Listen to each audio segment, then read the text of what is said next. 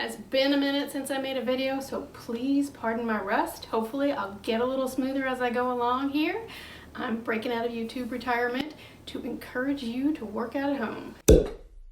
I haven't decided whether this is going to be a one-time video or whether I'm going to make more of these. It depends on whether or not you like it. So if you want to see more, please let me know. When we first went into lockdown, of course I was looking for ways to work out at home, started looking at YouTube videos, and I was seeing all these reviews for the Chloe Ting 2-week ab shred. Mostly younger people with phenomenal results, mostly younger people who look like they weren't exercising at all before. And I thought I would add my voice to the crowd because it's just I'm a little older and I thought it would be a different perspective. I do exercise regularly. I have no professional credentials. I'm gonna give you some kind of advice, but take that as like friend-to-friend advice. If you have an actual injury, definitely seek medical advice. And if you have just exercise questions, there are exercise professionals that are great. I'm only going to drop in a little bit of footage here and there of me exercising because when I was going down the rabbit hole and watching a lot of reviews, I was just getting bored of a lot of exercise montages. So if you want to see those, they are on my Instagram story. There's a highlighted story.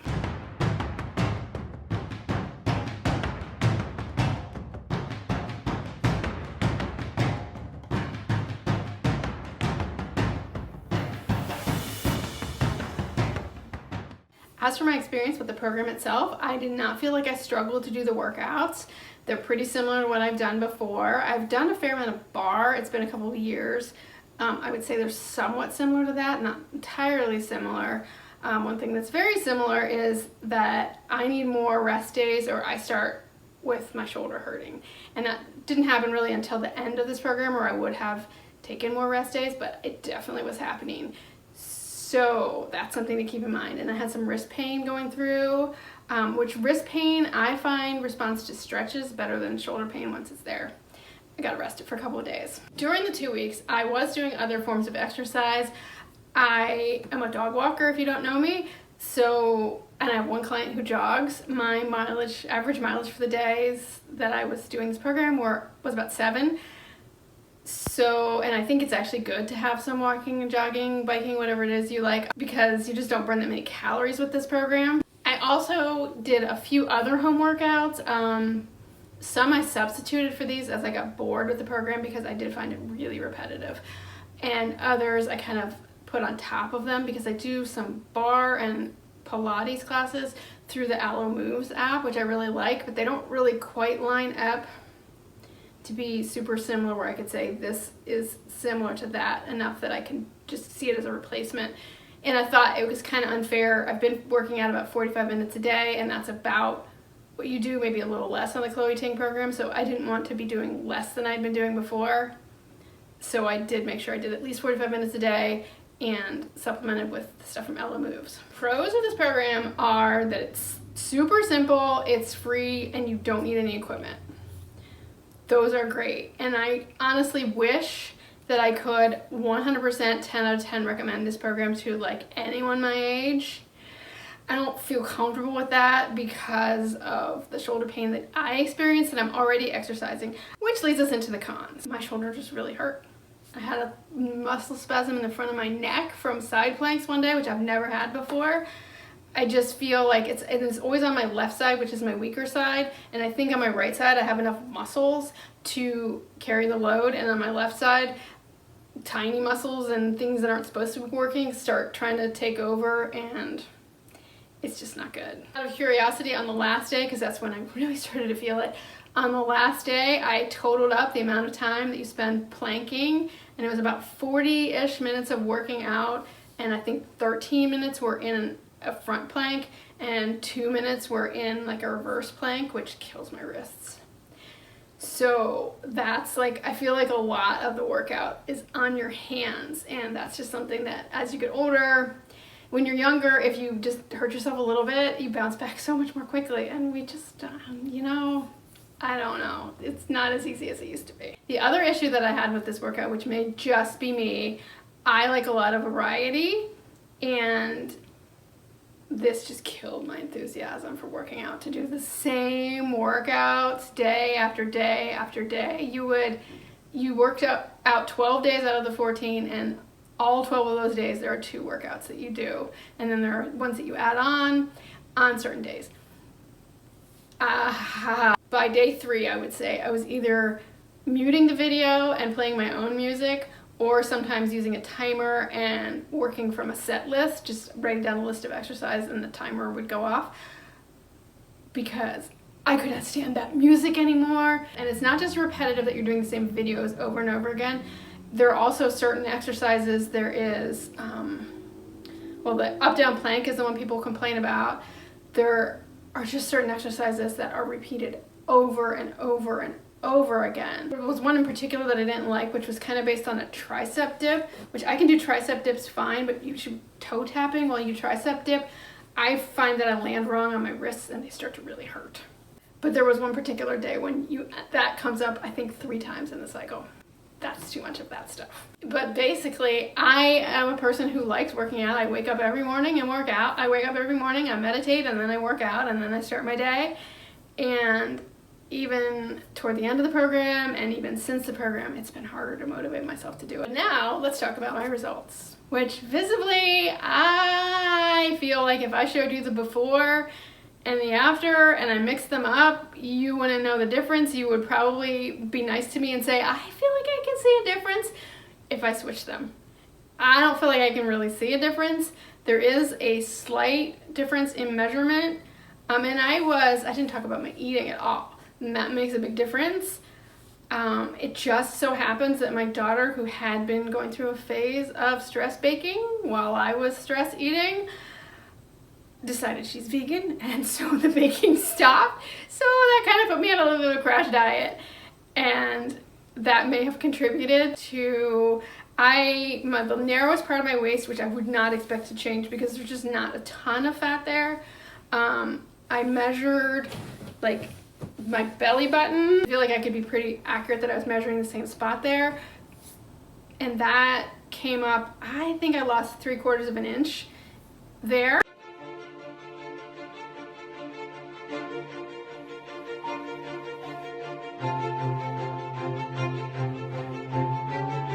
Bigger difference though is in how I feel. Like I definitely, my core feels stronger. I can see a difference in how I'm doing some of the exercises.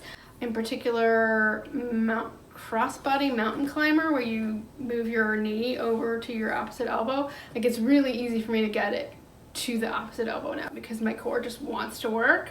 And also anything where you're on your back and your legs are, kind of hate those moves, where you're like on your back and your legs go down toward the floor. There's something in Pilates to talk about that as the point of control, where you are holding your legs, moving your legs lower and lower, and you're not feeling it in your back or your hips. You're really still using your core. And I definitely can feel that and see in the videos that's gotten a little bit lower from doing this program. So that's awesome.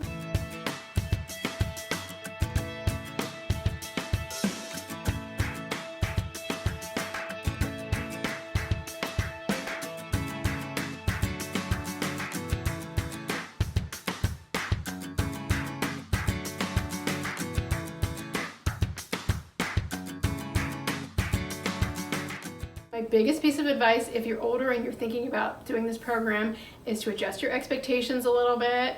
Understand that, I think that if you are not currently doing a lot of ab exercises and you start doing them, you will probably get more satisfying results than I did.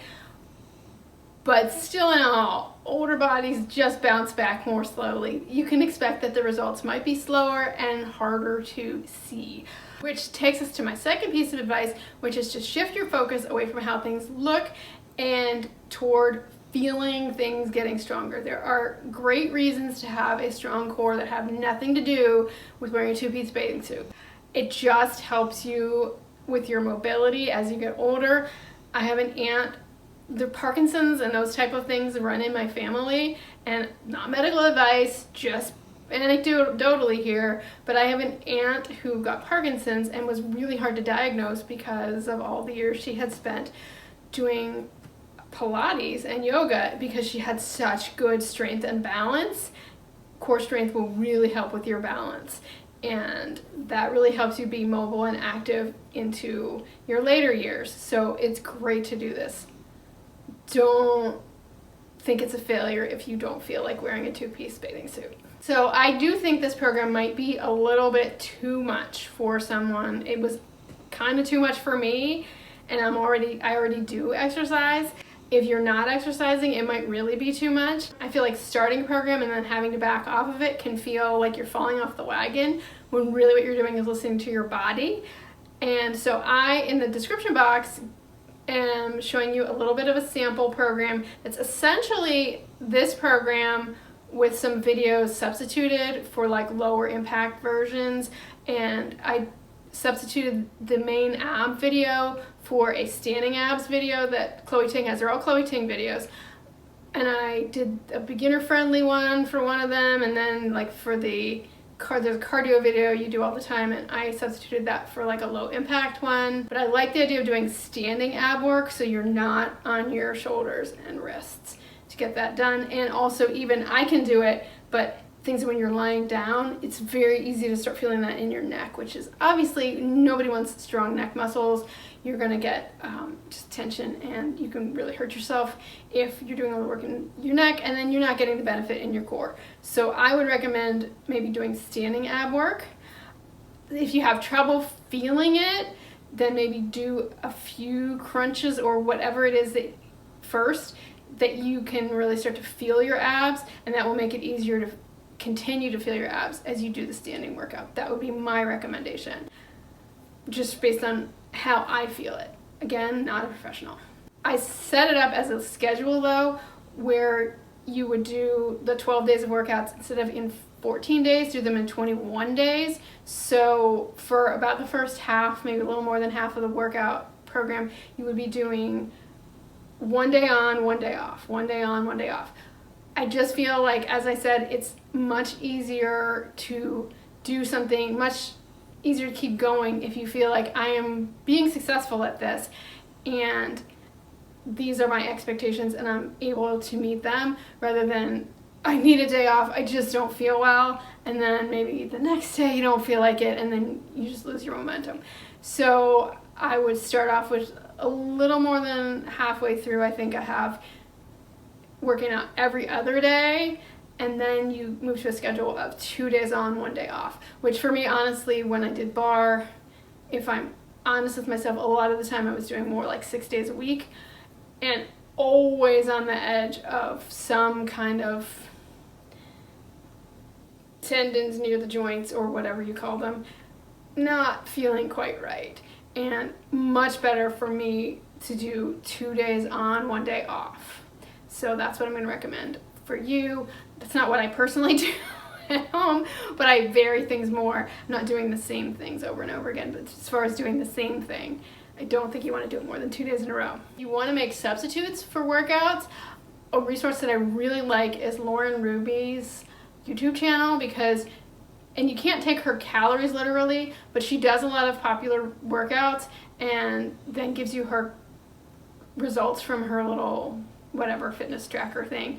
So you can kind of say, oh, if I want a workout that burns about as many calories as this, I could do this one. And you can look at her different workouts that she's tried, and I find that really helpful. She is a personal trainer, so her advice will be a little more her specific advice will be way more knowledgeable than mine. Going forward, I don't know if I personally will be doing any more Chloe Ting. I just feel a little burnt out from the repetition of doing it for 2 weeks.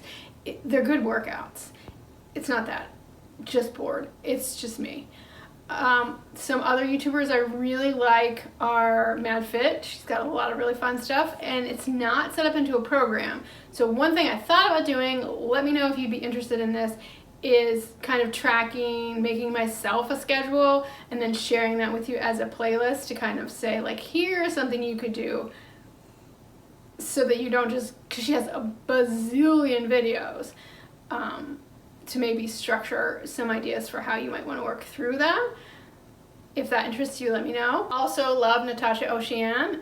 she just has so much fun when she's working out, and her form, so is MadFit. Their form is just awesome. They are just very strong young women, and you can just really see the core strength in everything that they do. My favorite YouTube channel is a little harder to use. It's Redefining Strength. Corey from Redefining Strength and Natacha Océane both have like paid programs, so they don't do a program in the way that Chloe Ting does that's free. Redefining Strength is just, especially her newer videos, she's just really good at demonstrating the form, and you can tell she's a trainer who's worked with a lot of people, and she will give you modifications and explain why you would do those modifications, and I just find her really, really helpful. But she isn't going to give you like, do this, this, this. Most of her workouts that she shares, you would actually do with a timer or counting reps or something. So you kind of have to be a little probably more confident in yourself and your ability to make a program to use her fully. Although there are a few videos of hers, like mistakes you make during planks and abs, that I'm gonna link down below, because I just think anybody who's looking to work out at home really should be looking at some of those, because she can really explain it to you really well, how to make sure that you're doing the work really correctly. That's all I have for you today. Definitely let me know if there's something else you'd like to hear from me, or if you'd like me to just go back into retirement. I can do that too. It's good to see you. Bye-bye.